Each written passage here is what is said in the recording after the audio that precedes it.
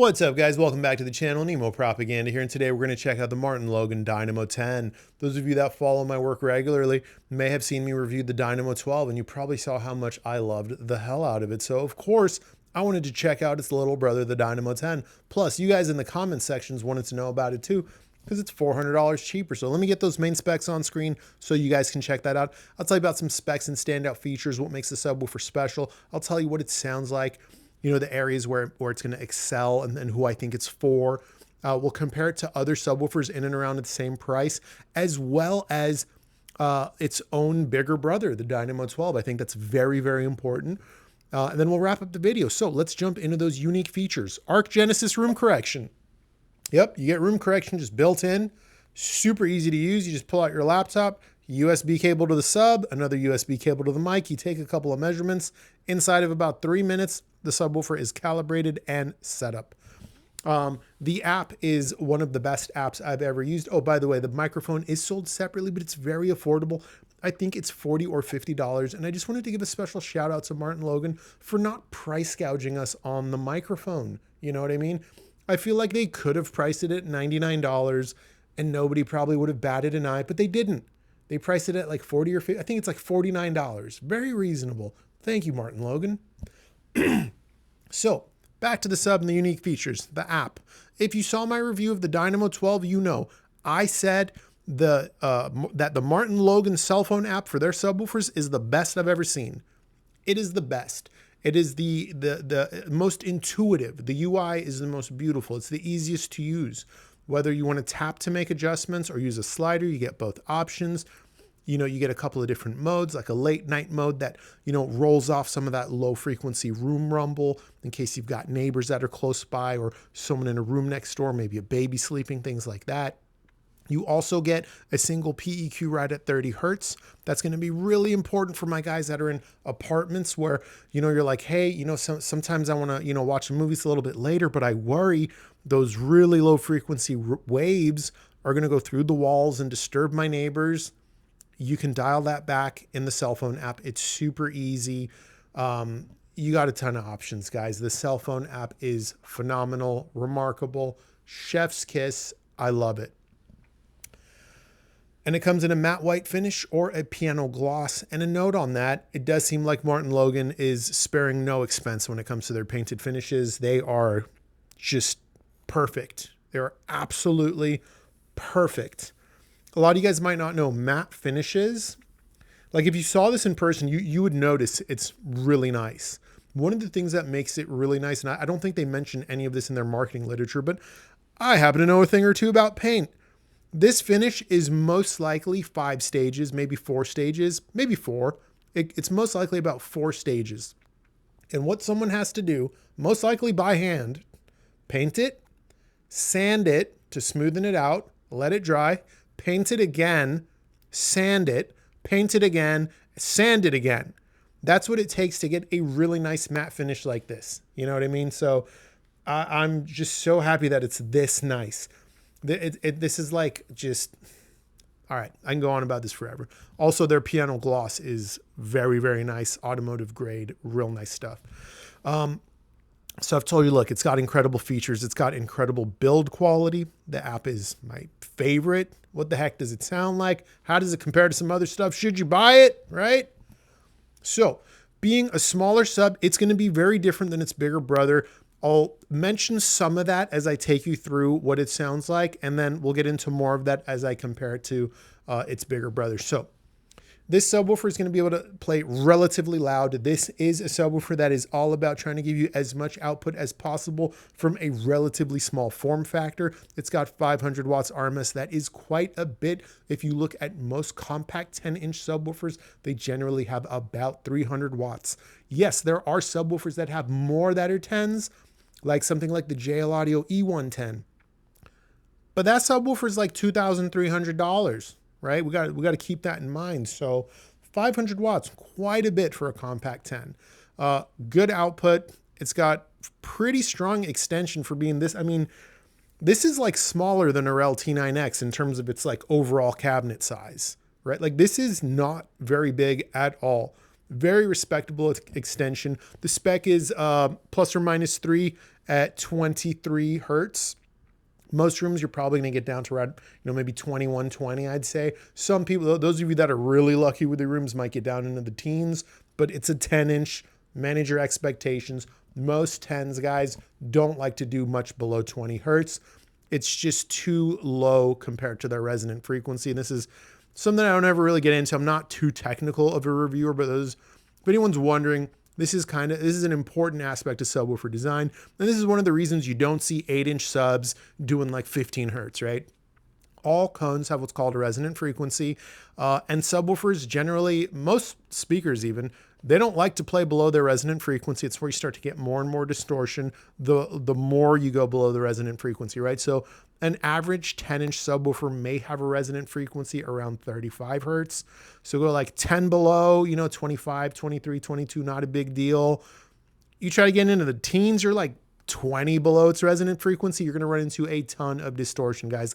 That's why we don't see 10s that get into the teens. And that's why subwoofers that do get into the teens are generally 15-inch or larger. So I just felt like I had to get that out of the way, because there's always someone that's like, how come it doesn't extend lower, whether I'm reviewing a 10 or a 12? Because most 10s and 12s are not rated into the teens. And every now and then someone's like, why? I saw this other sub that's rated at 16 hertz, but it's some like exaggerated Bowers and Wilkins style spec. Bowers and Wilkins loves to say their subs. I think last time I checked was many years ago. Maybe they fixed it now. But they used to claim like their little 10 could do 12 hertz. 12, come on, man. Come on. There's some 18-inch subs that can't do 12 hertz. Are you crazy, Bowers and Wilkins? Anyways, I digress, guys. This thing's got plenty of extension in it, especially for how small it is. Now, depending on your room and how much room gain you have, I do encourage you to consider using that 30 hertz PEQ. Believe it or not, I had to use it in my room. I had to dial back that 30 hertz region about 3 to 4 dB to get the best integration, because the subwoofer was giving me so much extension in that like sub 30 hertz region, right? The bass it gives you is quick, it's tight, it's articulate, you have good note-to-note distinction. Being extremely small, it's not going to be the most effortless sound. That's generally common with compact, big output subwoofers. Now, when you play loud, yes, it'll definitely be quite a bit more effortless. But if you really value effortlessness, guys, this is one of those areas where size matters, and you're going to want to upgrade to the Dynamo 12. I told you as I go through what it sounds like, I'm going to bring up the 12 here and there.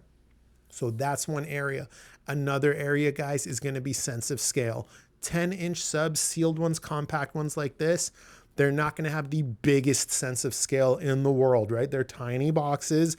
They're already just a marvel of modern technology, being able to play as loud and as low as they do. We can't expect the largest sense of scale from a single one. You add two, you do a pair, your sense of scale is massive. But if you want the biggest sense of scale out of a single sub, again, that's where, those of you who can afford it may want to go for the larger Dynamo 12 instead. So overall, we got a subwoofer. When it comes to its sound quality, I don't have any complaints. It's tight, it's quick, it's got good note-to-note distinction, more output than this room would ever need. Whether you're listening to EDM or singer-songwriter, you've got enough controls from that cell phone app to dial it in manually yourself, or you could just use the Arc Genesis automatic room correction. I set it up both ways. I tend to almost always prefer to do things manually, but Arc Genesis does seem to be one of the better automatic room corrections I've found so far. How does it compare to the Dynamo 12 overall, though, and other subs in and around the same price category? So the Dynamo 12 being larger is going to have some inherent benefits. It's going to play louder and it's going to extend lower, and it's going to sound just a lot more effortless, regardless of the frequency, regardless of the volume. It's a bigger sub. It's easier for it to produce bass, and you are going to hear that from the larger Dynamo 12. So that's just something to consider. My theater guys, theater demands a lot of output from a sub. If you want your theater to be loud, you're looking at this Dynamo range, spend the 400 more, get the Dynamo 12. Unless you're planning on getting a pair, then, maybe you can get away with the 10s. But guys, I think we all know a compact 10 is considered on the small size for a home theater, but that doesn't mean you can't do it, especially if you're in an apartment. This is going to be a great option for my guys that have shared spaces or apartments or smaller spaces where you're just like, I don't need the 12. I don't need to spend the extra $400. I don't need the output, right? But there is one area, even my smaller room guys might want the Dynamo 12. Let's say you listen at low volumes and you really appreciate an effortless sound.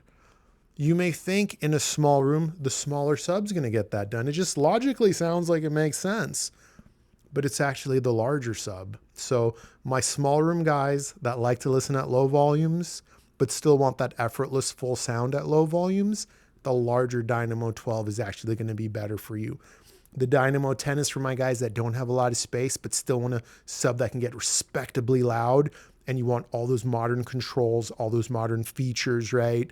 That's who the 10's for. So how does it compare to some subwoofers from some other companies, in and around the same price category, right? So, or physical size. When I review subwoofers, I try to do similar price category or physical size because those are the two relevant metrics. Let's see here. 1200 is an interesting price point. There's the Bucart Sub 10, but it's such a unique design. It's designed to be very, very, very slim. But it's similar in that I think it's like $1,400 or $1,500. It kind of changes based on the exchange rate. So it's a little bit more expensive, but quite a bit slimmer, a little bit less power overall as well. But it's got a similar feature set in that it's got that automatic room correction. It's got the cell phone app and all those things. The Martin Logan cell phone app is a little bit snappier and a little bit more responsive. In terms of output, the Bucart 10, just being such a slim sub, is not going to be able to have the output of the Martin Logan Dynamo 10. Both subs have respectable extension, and the Bucart Sub 10 does have a unique feature where you can put a USB drive in it and like flash a new sound profile on it. And there's a few different sound profiles. There's some that like sacrifice max headroom to give you like a lot more extension for guys that don't play very loud. There's profiles that do the total opposite, and you got a slew of options. But overall, the Dynamo 10 actually has the tighter sound. It's a little bit quicker sounding and a little bit better with the note-to-note distinction and can play a lot louder. This is really just going to be a situation where if you don't need the unique form factor of the Bucart Sub 10 and you value output more instead, you may prefer the Dynamo 10. But if you need something real slim, you value the form factor of the Bucart Sub 10, it's remarkable what that thing can do for how small it is. But it, it can't get as loud as the Dynamo 10. All right, let's do one more comparison here. Let's do the JL Audio D110. That's a great sub. That's a sealed 10-inch, $1,100. This one's $1,200. So they're kind of similar in terms of price, just $100 within each other.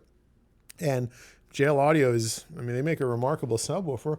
What is the difference? Well, that JL Audio D110 at $1,100 does have a vinyl wrapped cabinet, so we got to add $100 to it to give it a painted cabinet. So $1,200, they're the same price now. Both subwoofers are like mighty little monsters that can get very, very, very loud for how small they are. Both subwoofers are from premium brands. What is the difference? Well, the JL D110 does not have a cell phone app, nor does it have any kind of room correction. Everything is going to be manually adjusted from the back of the subwoofer, whether it's your phase, your gain, your frequency, and things like that. Whereas the Martin Logan is going to give you a lot of modern features. So in terms of feature set alone, when I see subs like the Dynamo 10, I'm like the kind of guy, like I've loved JL subs for so long, but it almost seems like they like stopped caring about them. I don't know. Like they just stopped caring about them. I think JL is a company that is too busy maybe with their marine division, and the hi-fi space is just too small for them to care to give us an updated model. But I think if they updated the D110, we would have ended up with something like this, So in a way, I view subs like the Dynamo I almost said Dynamo D110, like the Dynamo 10 as kind of like a spiritual successor to something like the JL Audio D110. But what are the sound differences between these two mighty mini monsters, right? So I already told you they can both get loud, they can both get low, especially for their size. Either sub is going to impress you for what it could do for how small it is. The primary difference is this. Look, both subs are quick. Both subs have good note-to-note distinction. The JL Audio D110 is simply going to be a lot more aggressive with its attack. The Martin Logan Dynamo 10 is also aggressive with its attack. I didn't mention that earlier, but it is quite a bit more aggressive than the Dynamo 12. But JL Audio is among one of the most aggressive subwoofers I've ever heard. They can integrate well, but so when people think of a sub not integrating, they say the subwoofer draws attention to itself. We don't want that. We don't like that, right? JL Audio doesn't do that. JL Audio can integrate very well. So can the Dynamo 10. With JL Audio being so aggressive, what happens is your attention is drawn to the bass region of the presentation, not to the subwoofer. It's not like you're like the bass is clearly coming from right there and it's very obviously separate from my system. No, JL Audio doesn't do that. But the bass attack is so aggressive, it just takes your attention away constantly. So for guys that are like absolute fanatical bass heads, you might prefer that. For me, it can cause a little bit of fatigue, especially around the 30-minute mark. I used to own the JL Audio D110. I used to own the JL Audio E110. Both are awesome subs, but I sold both of them because, again, at the 30-minute mark, they would give me a little bit of fatigue. The Dynamo 10 still has plenty of attack. You know what I mean? But I'm actually like, I prefer the slightly less attack of the Dynamo 12. But, you know, that's that comparison. You know what I mean? So, look, I've done 3 comparisons. If you want more, this YouTube channel does have a free Discord server. You can ask in there. You can ask simple questions in the YouTube comments section below. But at the end of the day, this is my takeaway, okay? For my guys that need a lot of output in a compact enclosure, you need modern features like automatic room correction and a great, flawless cell phone app. The Dynamo 10 is an easy choice. But if you can afford the extra $400 more for the Dynamo 12, I think it makes a lot of sense to just go up to the Dynamo 12. You get a little bit more of an effortless sound. You get a little more output, quite a bit more output probably. A little bit of a fuller sound down low, a little bit more confidence at the extremes of output, especially in the lower frequencies. That larger size is just going to pay dividends, but Dynamo 10 is pretty darn good too, you know what I mean? And I guess, you know, we could kind of say this with a lot of stuff. It's just with most brands, the next model up, like for amplifiers, for example, the next model up tends to be quite a bit more expensive, you know? It's not always the case where it's just like $400 or, you know, not a huge chunk. And I do feel like if someone can afford $1,200, they can afford $1,600. So anyway, look, both of them are great. I'm happy I got to check this out. I know you guys in the comment sections were super curious about it. So again, any extra questions you guys have, you can ask in the Discord server if you want extra comparisons. The comments section is really just for simple questions, guys. And if you have any questions, feel free to use it. Until next time, take care.